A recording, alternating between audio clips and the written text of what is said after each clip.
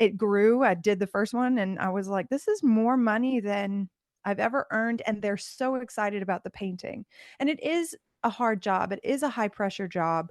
You have to make decisions very quickly and very confidently. You have to be able to create a composition of the room, the people that are going to be in the room that aren't in the room yet. The lighting changes. The moment that you're capturing happens in a split second and then it's over. It's a very fast paced environment.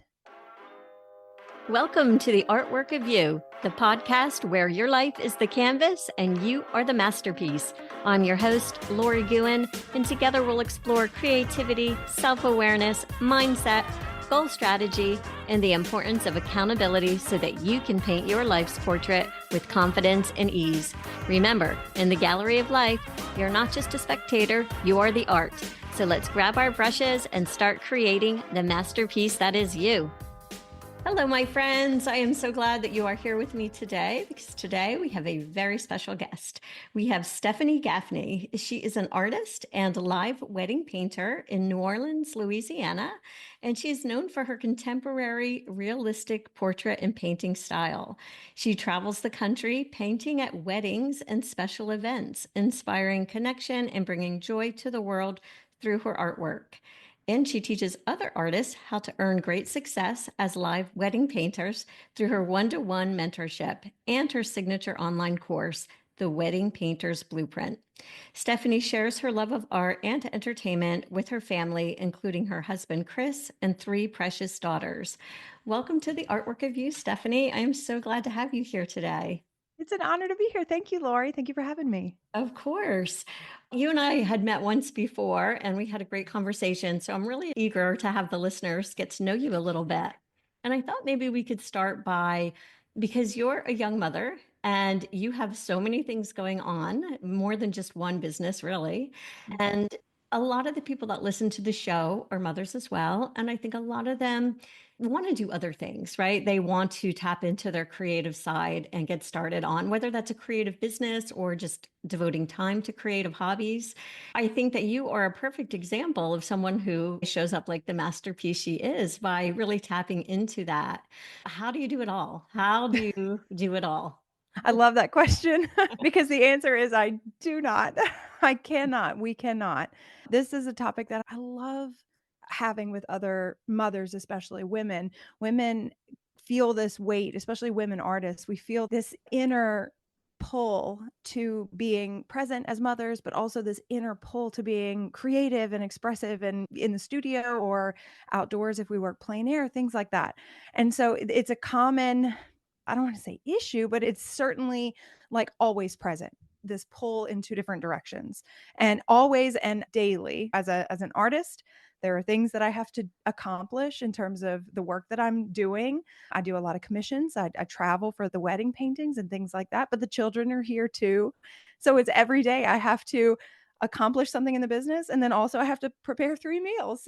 And the idea of balance there is really just an impossible goal to feel perfectly balanced. And anytime you look at somebody, I know this because I feel this when I look at other people who seem to have it all together and I compare myself to that standard of like perfect balance, and then I feel like I'm letting myself down because I could never reach that achievement. And so being pulled in 2 different directions, I think, is something that we feel constantly as parents. And the way I achieve anything is by definitely asking for and utilizing help. So I have 3 daughters. My oldest is 5, and then I have a 4-year-old, and then the youngest is a year and a half. And we're actually expecting again, and we just found out it's a boy. So we're about to Oh, have our world wow.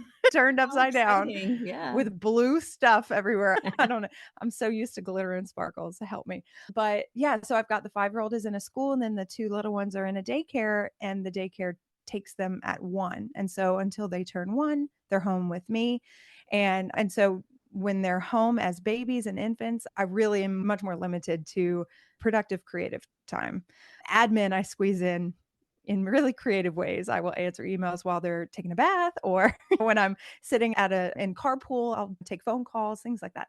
So you find a way to get it done, and then you work after hours. But currently my kids are in childcare in a way or at school. So I definitely have help. My husband is an attorney and he runs his own firm. And so he is also very busy and very kind of project and goal oriented, but he understands on a very deep level that when you need to get something done, having a support system is really the only way to get it done. And so he is an immense source of support for me if I need him, and he can, like if he doesn't have a trial tomorrow or something, he'll tap out early and go get the kids and step in as like primary parent for the evening if I have to meet a deadline. And then oftentimes during the week, I am primary parent in the evening so he can work late. And then on the weekends, he steps in and so I can travel, so I can go. And we have sitters that are flexible, they're part time, whatever. So I have a lot of help. So when people ask, how do you do it all? It's like, I learned a long time ago, I can't do it all. And trying to do it all is, it will lead to burnout very quickly. Burnout and a feeling of failure and this weight that you feel like you're a failure as a business owner, a failure as like you're not producing anything as an artist. And we need to do that. We have this kind of this drive inside of us to create, to piddle, to play, to like it's a very specific need as an artist, as someone who was born an artist. And then feeling like an absent parent, or you're disconnecting with your kids, or you just miss holding your baby. Ugh. And so I struggle. It's an ebb and a flow thing of struggling with feeling like a failure and feeling like, okay, today was a good day. Yeah. And I've learned, I know I'm just going on and on. You asked the best question right out the gate. But I feel nowadays we're preparing to welcome our fourth. I've been in business for 10 years. And so I've gained some momentum. And so I've got the business in terms of inquiries and bookings for the weddings, because that's a whole world of traveling and service-based art. And then the seasonal commissions that I take, that's up to me when I accept them. And then I devote a couple of months to focus on producing those and getting them out the door. And then I have a podcast as well, The Composed Artist, where we talk about how we are just trying to be composed. It's a joke. And then the online course. Some people, they just are so fulfilled with helping others and guiding others and giving of themselves in a way that helps others succeed. That's fulfilling for me too. So I'm trying to make time for these projects. And I think treating them like projects and focusing on the year ahead in terms of what project am I going to focus on, prioritize, pull back on some other things. I do not launch my online course and take commissions and do originals during the heat of wedding season.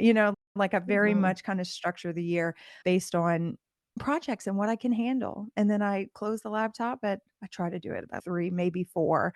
And then I'm present. And if I have a deadline, then after the kids go down, I'll take coaching calls. I'll take client discovery calls at 8 or 9 p.m. You do what you got to do. It's a very long-winded answer, but no, I totally agree that balance is so elusive, right? I like to determine whether I'm in balance or not by, at the end of the day, at the end of the night, do I feel like I did my best? And sometimes yes, sometimes no. But as long as I felt like I showed up as the person I wanted to be, I would consider that balance and balance enough. And I can feel good about that. And I think you also stressed a really great point that you have to ask for help because we can't do it all. Even when you don't have children, running multiple businesses, you have to have help. And yeah, I'm a podcaster. So in a sense, that's a business. I am a coach. And so, yeah, that's definitely a business and an artist. So it's now my children are grown. My youngest is in college. So I don't have little ones at home, but I can totally relate because I was a stay-at-home mom for many years. So that's incredible. Tell us a little bit about your course. And first, before we get to the course, let's start. How did you get into live wedding painting? Because I feel like that's such a unique aspect of art, a unique business, I guess I should say. I never had heard of that before until I don't know, it was a couple of years ago, a prior student of mine, because way back in the day, I used to be an elementary school teacher before I had children. And one of my students, who was a 5th grade student, is an artist as well. And we're friendly now, all these years later. And we were talking, and she was asked to paint at a wedding. And I was like, are you crazy? That sounds like a big task and a lot of pressure. And I didn't know if it was a one-off thing. I didn't know it was a whole business until I met you. So tell me, how did you get into that? Because to me, it seems like it would be a lot of pressure and very nerve-wracking. Yeah, you're not far off. In fact, that was my exact response. So, 10 years ago in 2015, a friend of mine, somebody I had known since high school, was engaged and she like messaged me on Facebook. This was before Instagram. And she said, "Okay, we're getting married. The wedding's happening next year. And I had this idea. What if you paint? We'll pay you, but what if you come and paint at my wedding live?"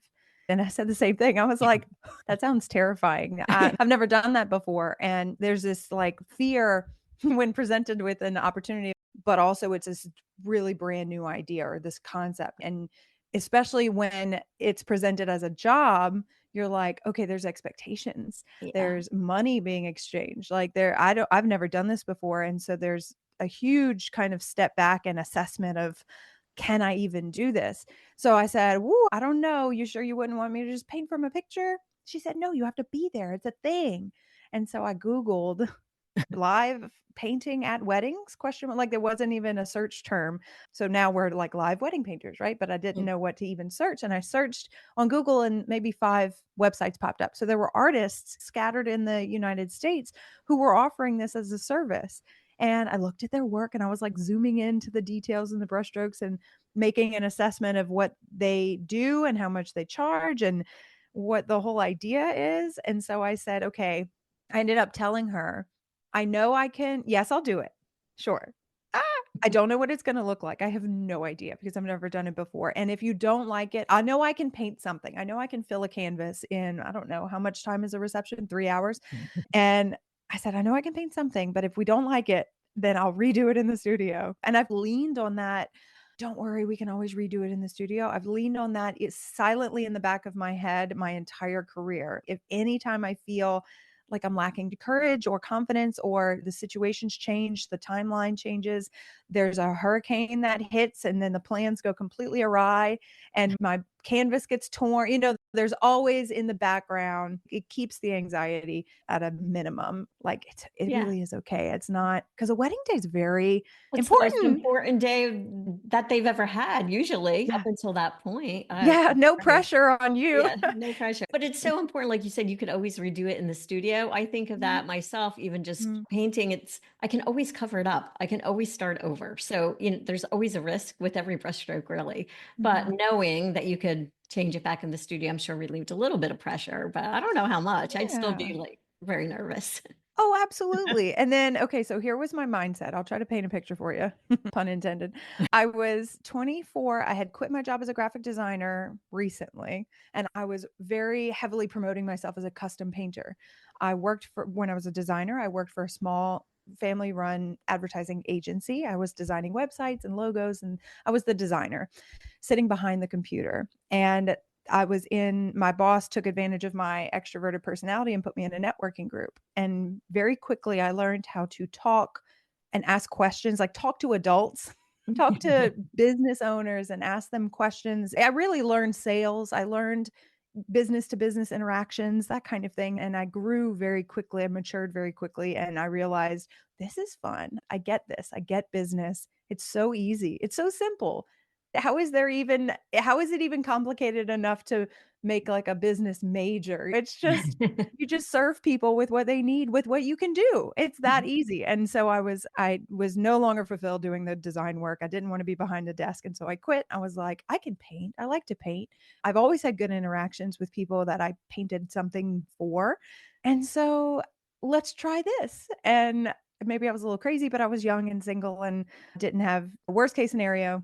Again, there's always that plan B in the back of your Mhm. mind. The worry away is, oh, worst case scenario, I'll get a job. I'll leave my apartment, can't pay the rent, move back in with my mom for a couple of months, get a job, and it'll be Yeah. fine. And so I was very much, I don't want to say hustling. I hate the word hustle, but I was working very diligently to earn whatever I could by way of custom paintings, pet portraits. And then I was painting original works like landscapes. And I'm in South Louisiana. And so there's a lot of like marsh birds. I painted a lot of blue Mhm. herons and egrets, and I still love to paint the birds. But yeah, so she saw that I was doing custom art. This was a custom art type of thing. I ended up charging her about half of what I saw other artists charging for this service for the same size painting. So it was the one that I booked was a 24 by 36-inch painting, which is pretty big Yeah. to cover it in a short amount of time. And then I think I charged her like $1,200 or something like that. And to me, I was like, that was rent plus rent. Yeah. Like that was a lot of money. And so something like a switch flipped in my head and I said, oh, this is potentially a profitable service. And it aligns with me liking to talking to people and me being energetic, and I'm young. I think I can paint something. So I hadn't even done the wedding yet. And I used my graphic design skills and I designed a little graphic, basically an ad, and I put it on Facebook and I started promoting myself as a live wedding painter. You even did the first one. Before I even did the first one, I know, I was I so love dumb. it. But you're like, let's give it a try. And actually, the first wedding I painted at was not the first wedding that I booked. So the first wedding that I painted at was one of my ex-boyfriends got engaged and his mom was like, oh, I love this idea. Can you do this for us? And we were on good terms. I was like, yeah, sure. So that was a really fun experience because I learned a lot while I was there. I talked to everybody because I knew everybody at the wedding. And so I, of course, ran out of time. And so I was like, oh, wow, I really need to zip it and paint. This is a job. It's not necessarily like a social event. So I learned a lot of lessons there. I learned lessons about contracts and client experience. You can't just get busy and forget to email someone back. You learn a lot. And it grew. I did the first one and I was like, this is more money than I've ever earned. And they're so excited about the painting. And it is a hard job. It is a high pressure job. You have to make decisions very quickly and very confidently. And you have to be able to create a composition of the room, the people that are going to be in the room that aren't in the room yet because they're not there yet for the reception. The lighting changes. The moment that you're capturing happens in a split second and then it's over. It's a very fast paced environment. People are observing. Some of them are observing energetically and positively, and some of them are quietly maybe whispering behind you. And you're like, oh my gosh, they hate it. What are they saying about me? It's so much pressure. And then painting anything, just the creative process is such a vulnerable act. And we know every single painting goes through an ugly stage. Oh, yeah. The majority of the time is, oh, it's unfinished. It's unfinished. And we don't want to show that. It's even hard for artists to maybe put their work on a wall for critique from mid progress critique because but it's not done. And being able to expose that whole process from start to finish to hundreds of people, hundreds of strangers, that's alarming. That takes a lot of courage. And then to produce something that feels finished by the end of the night it's quite a feat. So there's not a lot of people who can do it. And it's been very fun and challenging for me.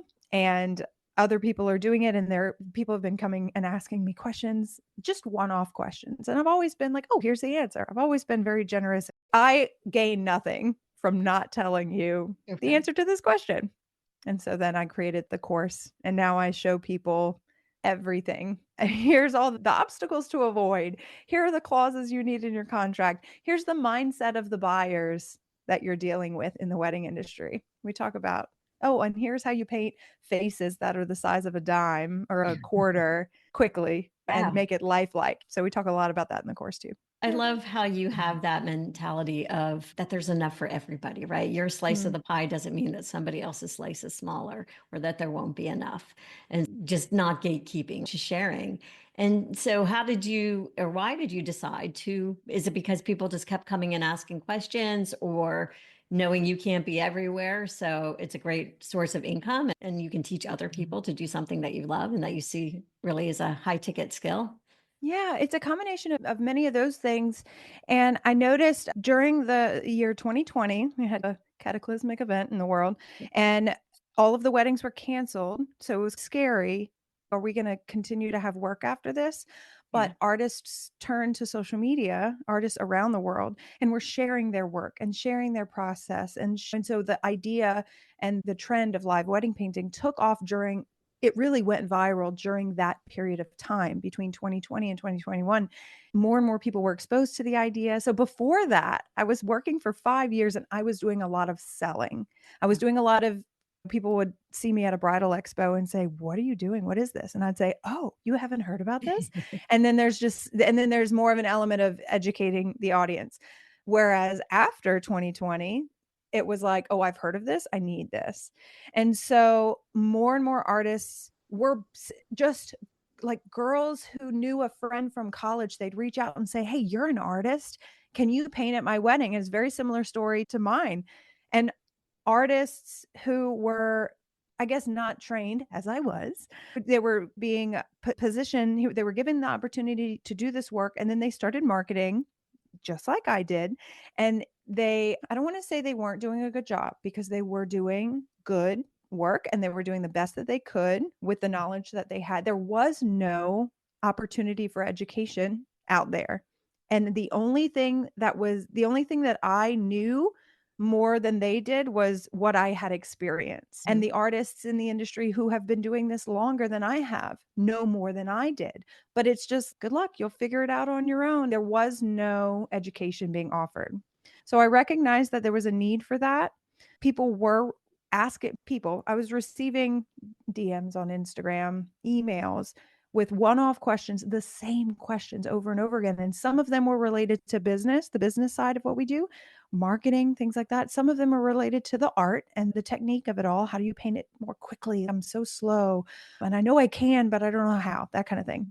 And I was like, there's an overarching knowledge required for this industry, for this particular job. And there's no education available. I would have paid, I would have scrounged and saved and pinched pennies. I would have hired a mentor or a coach. I would have, just to answer my questions and just help me avoid some of the mistakes that I made. Oh my gosh, some of the heartache, some of the just setbacks, right? Bad reputational kind of experiences. A client had a bad experience and they told everybody. And so then it was, you have to overcome that bump in your reputation kind of thing. And that could have been avoided. So I created the online course. That was the reason. And then also the bride. So I saw my success, the success of my business and the continuation of my business requires the whole trend of live painting to continue. Brides they have to continue to want this. People are still having photo booths at the wedding. Okay. Don't get me wrong, but photo booths have been around for a long time. And I have encountered clients who are like, yeah, I don't really want to do that. We had something else instead, or we had a painter instead. Videographers. Yeah, I don't really want to do that. I love a videographer. I think it's great and important. People pick and choose based on what's been done. And so I didn't want inexperienced artists who just simply lack training technically. I didn't want there to be an influx of clients like brides having a poor experience with their live wedding painter who they paid a lot of money for. The national average cost to hire a live painter in the US as of last year was $2,600. That's the national average. So some people charge a little bit less. I think it's like a $2,000 job, just because it is such a hard job to do. There's so much involved in it. And then typically the paintings are larger. They're 24 by 30 inches on average. I like to paint really big. So I'll paint 3 feet by 4 feet, that kind of thing. But I really saw that I was hearing kind of rumors and then threads on Reddit. I was hearing that brides were no longer satisfied with what they got. And they're like, don't waste your money on it. And I was like, oh, we can't have that. We can't have that, because it is a really wonderful keepsake and it's a work of art and you're commissioning this. And then it's a wonderful form of entertainment. There's so many reasons why I'm a huge fan of the idea of a live wedding painter and a painting from the wedding. And and I love what I do. I don't want this to just taper off because people stopped hiring us. Yeah. And so I was like, somebody's got to provide training for artists, or at least the opportunity. So you single-handedly stepped in and said, I'm going to make sure that this continues. I love that. Very bold and courageous on your part. And a little crazy. I had my first child in 2019, and I had the idea to create the course in 2018, 2019 when I was pregnant.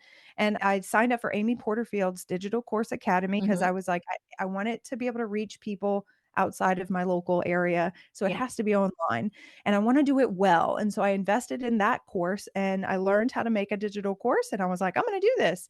And that was in 2019. And then 2020 happened. And then I had a child at the end of 2020. And then 2021, I had double the bookings. So I did 80 weddings in 2021. It was outrageous. And then even 2022, this is like an overview snapshot of the last 5 years of my life. 2022, I was still experiencing burnout, very overbooked, very overworked. And then we got pregnant again in 2022 in the fall. And I remember thinking, God dog it, I still want to do this course. I have to do it. I can't wait another 2 years. We're growing our family. This isn't going to stop. Like, I have to do this. So I created the course in 3 months and launched it for the first time while I was pregnant with my third. Wow, So, I love that. mhm, And yeah, let's transition into the course sure. in starting a course and marketing a course and making it successful.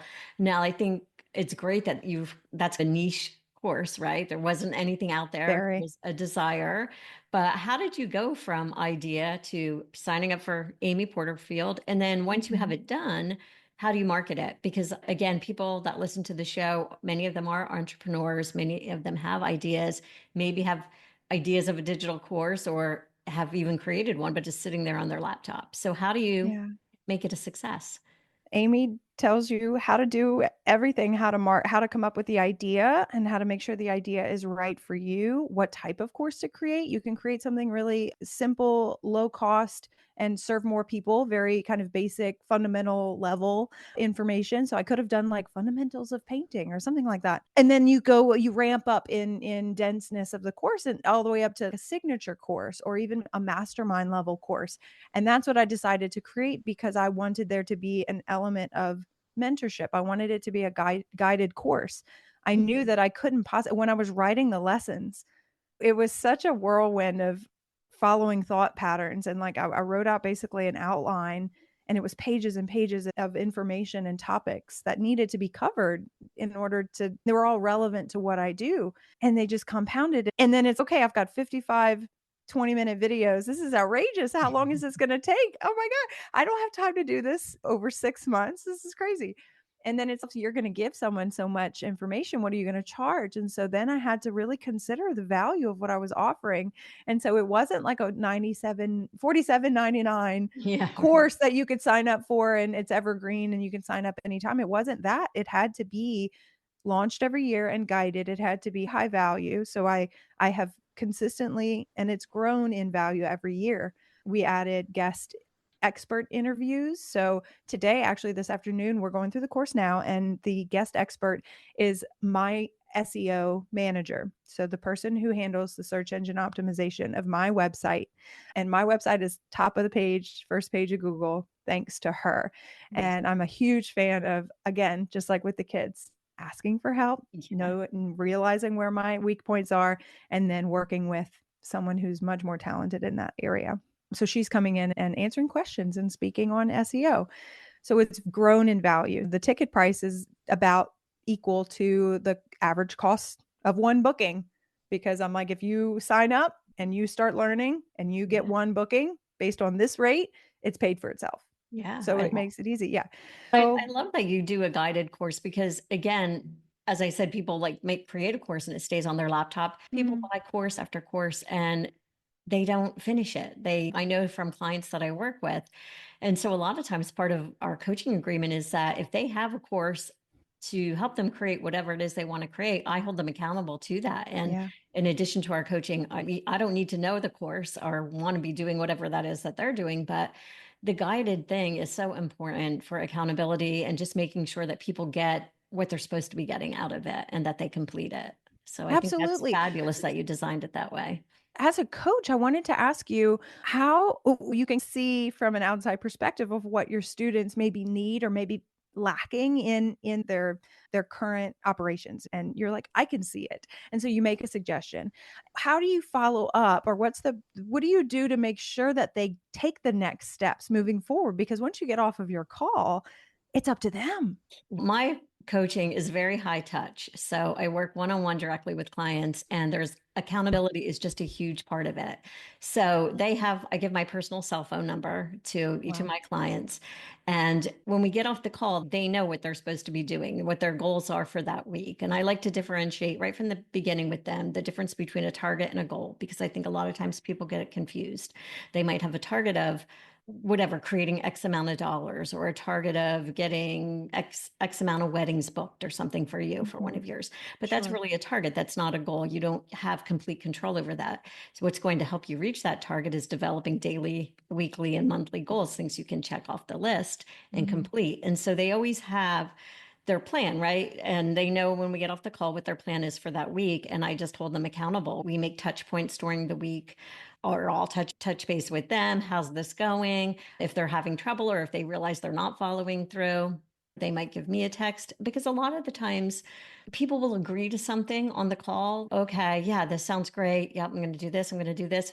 So another thing besides the targets and the goals, I really like to address any hesitations. And usually Right. our calls are face to face, so I can see on their face, even if they don't quite realize it, like something's coming up. So what is going to be the hesitation that's going to make you not follow through on that? There's usually some kind of fear or discomfort. And so we Mhm. either address those limiting beliefs right then and there, or we come up with an alternative plan, something, a workaround that's going to produce the same result, maybe a little bit slower, maybe a little bit different, but just a workaround so that they will take the action.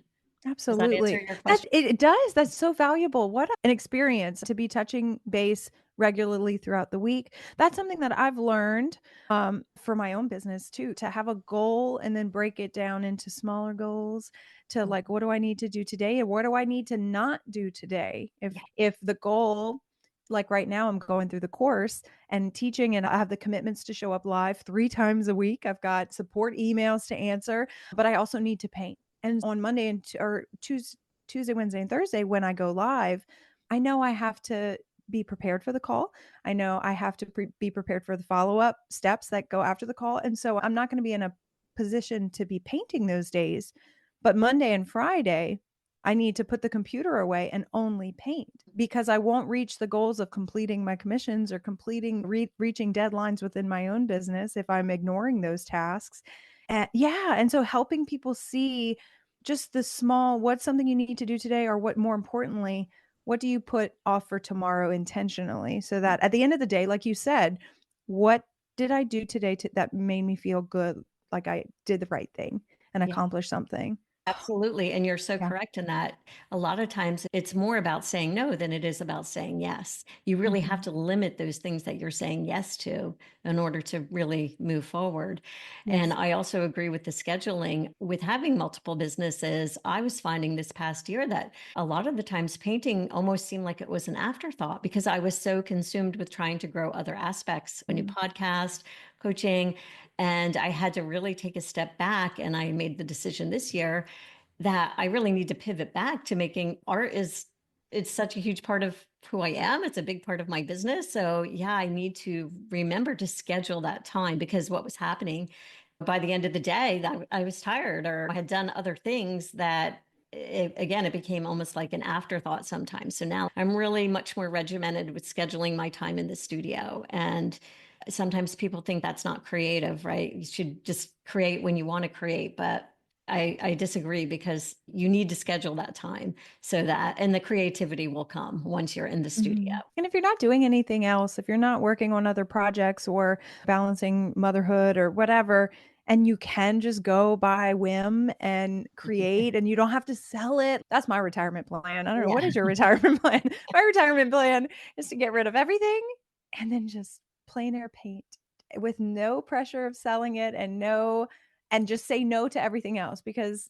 I'm so tempted by the shiny objects of need. People are like, "Oh, I have an idea. You should do this. You could make a lot of money or you could sell this." And I'm like, "Yeah, the need is there and I can do it." And that those are the shiny objects that I Oh, chase. What's your retirement plan? yeah, the shiny object is a real thing. And Ah, that just also reminds me, what I find with my clients a lot of the times is that they don't give their ideas enough time to percolate, to take hold and have success. And so that shiny object is, oh, this isn't really working, but this is mm, a great idea. Because as a creative, you're never short on ideas, right? They just come right. from all over, and you want to take advantage of them, but you have to again say no to certain things. No doesn't mean not ever, it just means not now. So you have a great idea for something, that's great, put it in a notebook full of your great ideas, so that when the time is right, when other things are rolling along smoothly, or you've decided to pivot for a great reason, then you have those ideas. Not now doesn't mean not ever. And you have to work on what you committed to long enough to let the idea take hold and to Yeah, achieve success. absolutely. Such good Mm. advice. Ah, You're a great coach. ah, Sign me up. thank you. Tell me a little bit about the clients that or the customers that come to you for your course, because there might be other artists listening that hadn't heard of this or have but didn't know, could I actually do this? So what do you see other than people that are going to follow through? What kind of clients make the best success stories for wedding painting? What does it really take? Oh my gosh, what a great question. One thing that I do want to mention is that if you go to my Instagram account, I have branded myself as a live wedding painter.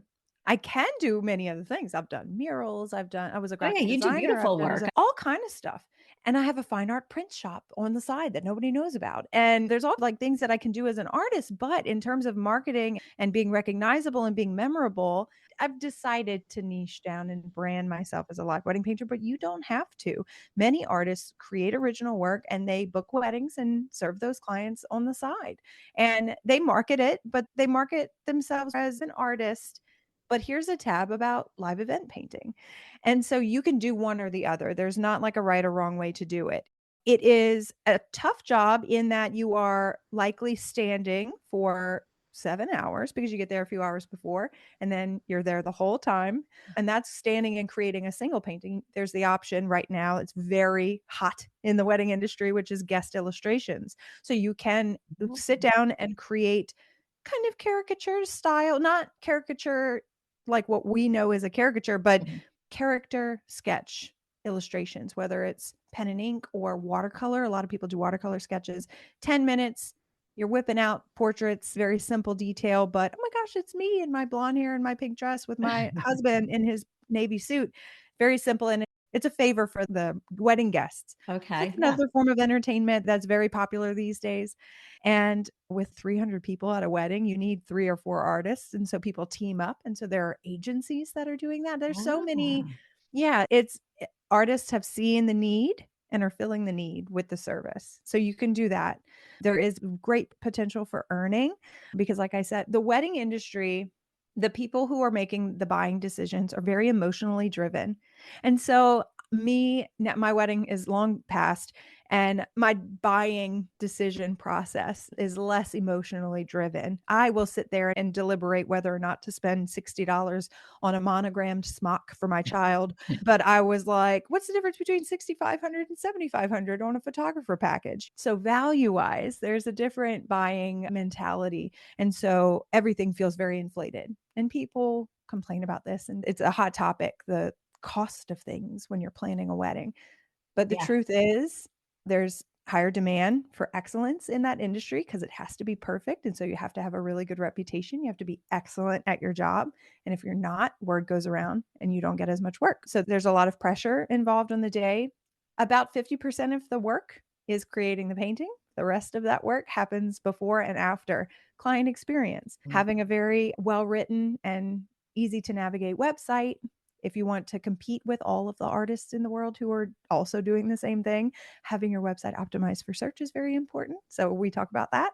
Being technically trained so that you can walk into a ballroom and know what direction and what angle and proportions and perspective to choose because you're looking at a blank canvas and you have to make a decision like that. Yeah. Do you do any technical training in the course I or do. they're expected to? Okay. All right. Oh, absolutely. Now, one thing that I chose not to do because there's so much free content on YouTube. There's so many foundational videos, foundational courses. There's so much information already out there, so many free resources. Yeah. And I had all this very specialized information. I'm not going to require someone to spend 3 weeks learning foundational stuff. We don't have time for that. Here's links to all the YouTube videos that I like. Here's why I like them. Here's a video on demonstrating critiques. And so we go over that. We have live critiques. And when you do a live critique on a live wedding painting, you have to consider the environment that they created the painting in. You have to consider the process. You have to consider, oh, they didn't end up doing their ceremony exit because it was raining. So you've already started the background. This is the moment you're painting. How do you capture that without the reference photo. What do you do? These kind of things we consider. Yeah. Decision making on the fly. A lot of times when you're critiquing work, the student either can go back to the studio and piddle with it some more and take a different direction at their own pace. The decision making process is much less stressful. Whereas we're finishing the job, and a lot of people, if they're working in acrylics, leave the painting at the end of the night. So even if they take a photo of it and we critique it, you have to critique with the intention of making better decisions on the next job because that job is done. Yeah. So it's a very nuanced course. And I love to supplement and fill with, this is a free YouTube video. Oh, I did a little research here. Go follow this Instagram account. They're really good at plein air painting. So yeah, so there is an element of, if we're working on painting the face, you have to understand the skull and the shapes of the bones underneath. Here's a good resource for that.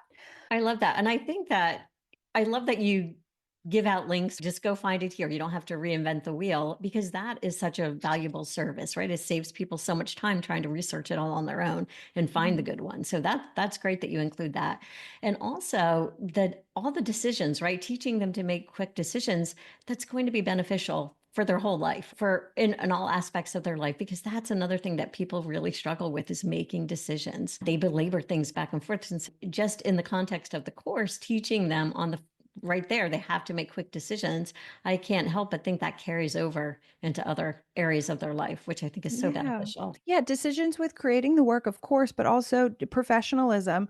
It does not matter what type of art you create. If you're selling it, even if you work with a gallery and you don't work, that's a different area, but you're working with an audience. You're trying to connect with the audience. How you journal to then write about, do a description or a thesis or a memo, you're writing content for your website, how you connect with your audience. We talk about that a lot, writing for the reader. We Mhm. talk about being responsive and being professional and being kind. And when you're engaging with a potential client, trying to put yourself in their shoes and figure out what's important to that person, because some people really want this fun experience and they really want the vibe, they want that, but some people don't care about any of that at all. They're very pragmatic, they're very decision oriented, just get it done. What does it cost? No emotions. And that's men and women. And Mhm. so we talk about buyer types. So if somebody is interested in maybe supplementing their income or taking on this service and promoting the service, maybe they were asked to do one or have been asked a couple of times. It's literally everything I know in my entire career that we walk you through. Seems so valuable, very valuable. I try. Before we wrap it up, let's touch on your Yeah. podcast for a minute. Okay. Tell us again the name of your podcast and what the premise is. What's the show all about? Thank you so much for asking. This has been my baby. My most recent project has been the podcast. And the podcast is The Composed Artist. And it is, I thought, oh, I could do a podcast. I could talk for an hour. That's no problem. And I don't know why I thought I could get away with recording my thoughts in the privacy of my closet, because we decided to have an editor and a kind of a production team, because again, I don't have time to learn how to edit videos. Oh my goodness. I do have a team. That's been an investment as well, and a worthwhile one. It's been Yeah. very fun. And so we record, it's on YouTube. You can go and watch it on YouTube. And we're on Instagram, The Composed Artist. Basically, I am a live wedding painter. So a lot of the guests that I have are also live wedding painters, but not all of them. The premise is to discuss the the constant effort of balancing a creative life with motherhood, with all of the other things that you're trying to accomplish, having these conversations, asking what kind of advice you would have. I want to give the platform to other artists to tell their stories. What advice do you have for artists who are just getting started, who are sitting in the loneliness and isolation of their studios, and they don't know what to create next? They're lacking inspiration. They don't know where their next paycheck is going to come from. Maybe they've had a bad experience with a client. Maybe they really did not enjoy the process of creating the last piece. And so they're put off by the whole thing. We talk about all of these things. And then there's some solo episodes where you do it so well. Mm. You're so thorough and concise in your solo episodes, is what I love about your show. Thank And you. I'm working on that. I'm working on getting a thought across and trying to educate and inspire in a generous way, and just using it as a platform to bring encouragement and good into the world. And create a platform for other artists to show up and Yeah, share their advice. I love that. I love that. Giving a voice to the creatives. Mm. Beautiful, beautiful. Thank you so much for being here today. And if you could share where the listeners can find you, your Instagram handle, your website, again, The Composed Artist, is that available on all the platforms, I would assume? Yes. Okay. Yeah, thank you so much. Thank you for having me. I'm just delighted. I'm so sad we have to end this. I know every time. But yes, The Composed Artist on all platforms, Apple Podcasts, Spotify, and YouTube, on Instagram. I have a couple of different websites for like coaching and mentorship. It's Stephanie Gaffney, GAFFNEY.com. You can also find the podcast is on the website as well. Each episode has its own blog page, if you will. Yeah. So that's fine. And then I have my brand is Tora Grossa. Tora Grossa, it's my maiden name. Tora Grossa Fine Art. That's what I sign my work with. And ToraGrossaFineArt.com. That's my website. And then Tora Grossa Fine Art on Instagram. And then the Wedding Painter's Blueprint is the online course. We open it for enrollment once a year in around February. Oh, And so it's closed today. But I did want to offer your audience, if they are interested in getting a snapshot of some of the value and then also look inward, I have a goal setting workbook and it's a free download and it's an assessment of your goals and things like that. And you can do that basically anytime, but we usually do it at the beginning of the year. So I did want to give that to your audience if you'd like. yes, we would love that. Thank you again for being here today. I really enjoyed this conversation, and I'm sure it won't be the last time that we talk. So have I. Thank you for having me. That's a wrap for today, my friends. Thank you for sharing your time with me. And remember to show up in your life like the masterpiece you are, because you are the artwork. Please subscribe and leave a 5-star review. Have a fabulous day.